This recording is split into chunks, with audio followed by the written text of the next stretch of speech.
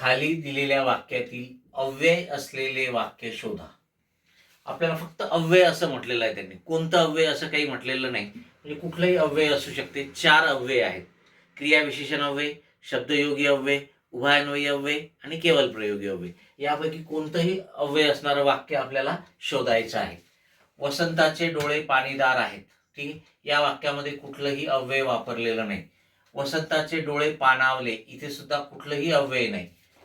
क्रियाविशेषण अव्यय नाही, शब्दयोगी अव्यय नाही, उभयान्वयी अव्यय नाही किंवा केवल प्रयोगी अव्यय सुद्धा नाही. वसंताचे डोळे पाण्यागत आहेत, इथे गत हे मात्र अव्यय आहे आणि हेच आपलं उत्तर आहे. पाण्यागत, गत म्हणजे सारखे. ठीक आहे, पाण्यासारखे आहेत. मग हे गत शब्दयोगी अव्यय आहे. वाक्यातील जो शब्द नामाला किंवा सर्वनामाला जोडून येतो आणि वाक्यातील इतर शब्दाशी संबंध दाखवतो त्याला आपण शब्दयोगी अव्यय म्हणतो. आणि म्हणून इथे पाण्यागत या शब्दामध्ये गत हे काय अव्यय आलेलं आहे आणि म्हणून हेच आपलं उत्तर आहे. वसंताच्या डोळ्यात पाणी आले, इथे सुद्धा कुठलंही अव्यय वापरलेलं नाही. तर इथे गत हा शब्द काय शब्दयोगी अव्यय आहे. ठीक आहे, पाण्यागत, पाण्यासारखे, पाण्याप्रमाणे.